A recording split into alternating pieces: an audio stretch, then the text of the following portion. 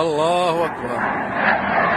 সিরিয়ায় মোতায়েনকৃত মার্কিন বাহিনীর উপর প্রাণঘাতী হামলার প্রতিক্রিয়ায় ইসলামিক স্টেটের একাধিক ঘাঁটি লক্ষ্য করে ভয়াবহ বিমান হামলা চালিয়েছে যুক্তরাষ্ট্র। গেল 13 ডিসেম্বর সিরিয়ার পালমিরায় ইসলামিক স্টেটের হামলায় 2 মার্কিন সেনা ও একজন অনুবাদক নিহত হওয়ার পরই এই গোষ্ঠীটির অবকাঠামো ও অস্ত্রভান্ডার লক্ষ্য করে শতাধিক হামলা চালিয়েছে ওয়াশিংটন।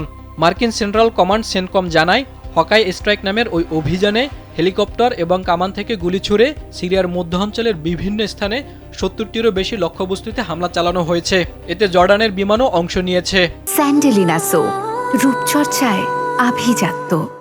মার্কিন প্রতিরক্ষামন্ত্রী পিট হেগসেথ বলেন, এটি যুদ্ধের শুরু নয়, বরং প্রতিশোধের ঘোষণা। মার্কিনদের আক্রমণ করলে বিশ্বের যে কোনো জায়গায় যুক্তরাষ্ট্র তাকে খুঁজে বের করে মেরে ফেলবে। মার্কিন প্রেসিডেন্ট ডোনাল্ড ট্রাম্প তার সামাজিক যোগাযোগ মাধ্যম ট্রুথ সোশ্যালে বলেন, হত্যাকারীদের বিরুদ্ধে কঠোর প্রতিশোধ নেওয়া হয়েছে, আর এতে সিরিয়ার সরকারের পুরোপুরি সমর্থন রয়েছে বলে দাবি করেন তিনি। ইসলামিক স্টেটকে ধ্বংসের লক্ষ্যে 2015 সাল থেকে সিরিয়ায় সেনা মোতায়েন করেছে মার্কিন যুক্তরাষ্ট্র। সম্প্রতি সিরিয়া ইসলামিক স্টেট বিরোধী জোটে যোগ দিয়েছে এবং যুক্তরাষ্ট্রের সঙ্গে সহযোগিতার প্রতিশ্রুতি দিয়েছে।